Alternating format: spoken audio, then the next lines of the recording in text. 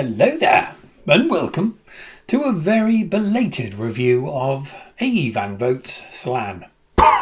Now, I normally like to knock one out at least once a week, but unfortunately I do occasionally suffer from headaches and migraines and various other maladies of the noggin, which I think is due to changes in air pressure, but I've got no real way of knowing. So, to that end, I recently purchased this devil. Look at this. It's a barometer.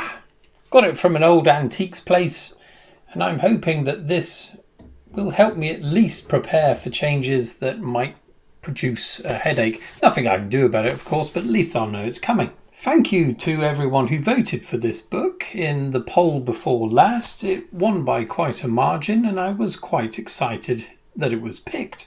Since then, we've also had this other poll, and Christopher Priest's The Space Machine won out. I've already read that as well, and there will be a review to come shortly. Today, it may already be up, I'm not sure yet. I'm going to do it today, I think. There'll be a new poll. Hopefully I've popped it up. And that will be for the next book to read after that. So I've got quite a stack of books that I've already read and I will be reviewing. But let's just keep it moving forward, shall we? So I've got 2 copies of this book. So in 2 previous hauls, I've got 2 different versions of it. Which do you prefer? We've got this fairly mean-looking chap on this one who bears a striking resemblance to my younger brother Mark. He won't thank me for saying that. And we've also got this little number with a wonderful spaceship blasting off into somewhere. I absolutely prefer this one personally. Absolutely prefer it. Is that a way of saying? I don't know. Anything with a spaceship on it, and I go weak at the knees.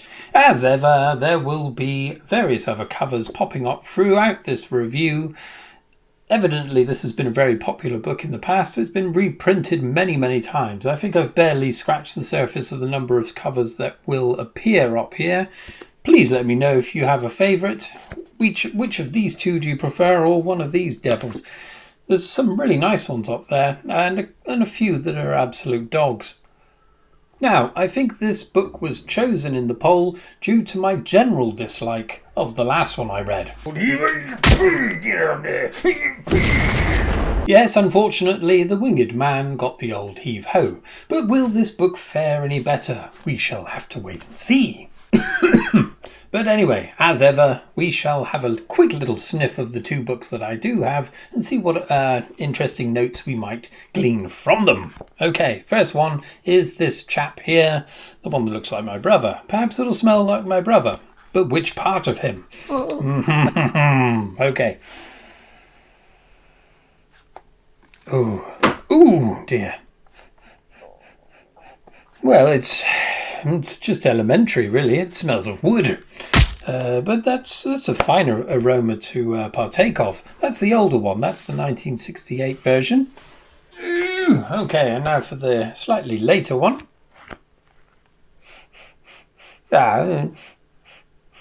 Yes. Wood. And the smallest modicum of primary school disinfectant that I remember from the mid-80s. Now, by all accounts, A. Van Vogt was one of the most important writers during the golden age of science fiction, forming the bedrock upon which most of modern science fiction was then built upon. So, like many of the books around this time, it began its life in a serialized format in Astounding Science Fiction Magazine back in 1940. So, at the very beginning of the Second World War, this story was parcelled out in 4 different parts within that magazine. Now, the serialized genesis of The Winged Man, for example, was quite evident, I thought, at the time. It had a coherent story, if you will, but it kind of meandered in an odd way that I imagined was related to the fact that they wanted interesting morsels within each edition of the magazine. This was less so within the work of Slan. It was far more coherent as a whole. So I didn't even realise that this had originally been serialised, but there we are. So, what's this book all about, I hear you ask? Many of you probably already know, you recommended the book to me, but for those of you who haven't heard of this before, the Slans are a race of evolved humans.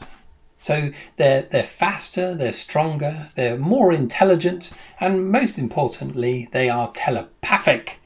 They have, the only way you can discern them from normal humans is the fact that they have these golden tendrils that grow out of their hair, something that makes them very recognizable. So they have to wear hats or wigs or various other things like that. The book begins really with a little boy, a young boy called Johnny Cross, who's fleeing through some nameless city with his mother, being pursued by a human hit squad. So these Slans are despised, they are loathed, they are feared. And whenever they are found, they're summarily executed on the spot. Poor Johnny's mother is gunned down in the street and he manages to escape. Now, the lion's share of this book follows this boy. So we find him running away from the authorities, being abducted by a crazed old woman who's an alcoholic, who kind of imprisons him to make money for her addiction to drinking. Later, he sets out on a mission to find a piece of technology that his late father designed that may change the fortunes of the Slan race. But running parallel to this is another story about another young Slan by the name of Kathleen Layton. Now, she has a very different kind of scenario, but no less perilous. She is under the protection of the world's dictator, who is a chap called Keir Grey. Yeah. And she leads a very precarious form of life because she will be executed when she reaches the age of 11. I mean, this is really bleak stuff. Fortunately for her, she does live longer than that. I won't go into any details, but Keir Grey is a kind of strange chap. So he's a human who's looking out for the interests of the human race, but in a very heavy-handed way, killing Slans wherever they may find themselves. But he keeps Kathleen as a form of pet, I suppose, observing her as a kind of a piece of research, I suppose. So there we are. That's kind of the story in a nutshell. It's about the fortunes of these two children and whether they're able to either overthrow the humans that are imprisoning them and persecuting them, or whether there's some kind of balance that can be struck later on. I will not tell you that because that would spoil the whole thing. Now, after the first chapter alone, I thought this is something really special here. This persecution of these Slans that are by all accounts way more intelligent and powerful than their human captors. I thought that was a wonderful way to begin the story. Unfortunately, as it goes on, the waters are muddied slightly by the introduction of another form of humanity, and these are called tendrilless Slans. So basically they're Slans but without the tendrils coming out of their head, so they're not able to use telepathy. But that seems to be the only difference. Otherwise, they are far more intelligent and they've created a space-faring civilization of their own, living in secret amongst the humans. So their idea is that they're going to overthrow the humans eventually with catastrophic results. So yeah, that kind of... It took something away from the struggle of the original Slans. Anyway, incidentally, the name Slan comes from this fictitious scientist that created them, supposedly.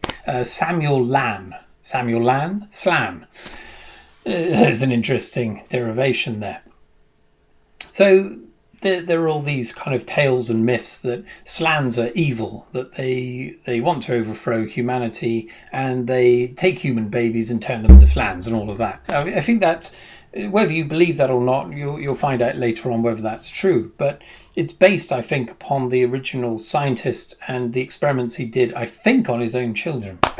Dark stuff. Other than that, it's very reminiscent, of course, of the persecution of the Jews during the Second World War. Whether or not that was a forming factor within this book, I wouldn't like to say. I mean, he must have written this, I would have thought, at the very cusp of the Second World War. Whether that was known at the time, I don't know, but it rings true, doesn't it? I mean, it's not a massive leap of the imagination to consider that fact.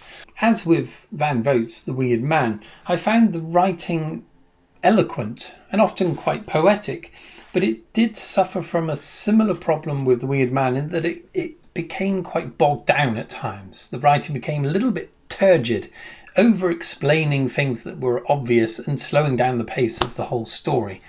Unfortunately, that was there and it was unavoidable, and at times I found myself getting slightly bored. The characterisation of Jommy and Kathleen were pretty good, I thought. Considering they formed the lion's share of the book, that was understandable. Keir Gray was also an interesting chap, especially towards the end when you find a bit more about him. But by far the most interesting character for me was Granny, the old alcoholic that Jommy gets abducted by.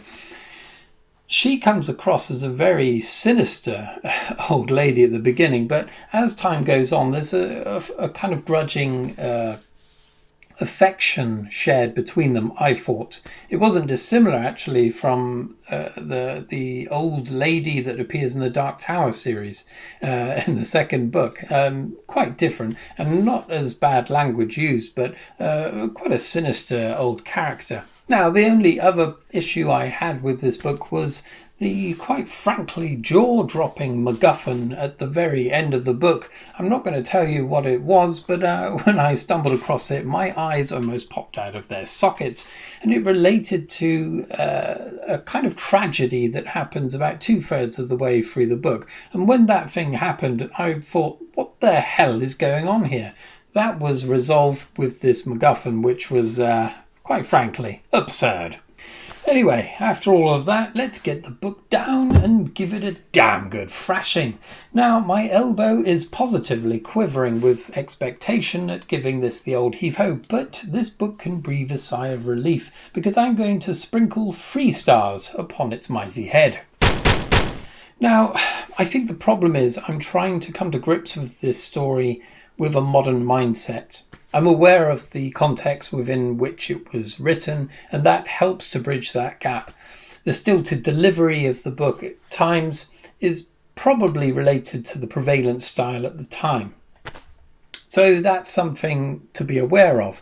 That said, the fact that it was written during the beginning of the Second World War is quite frankly mind-blowing.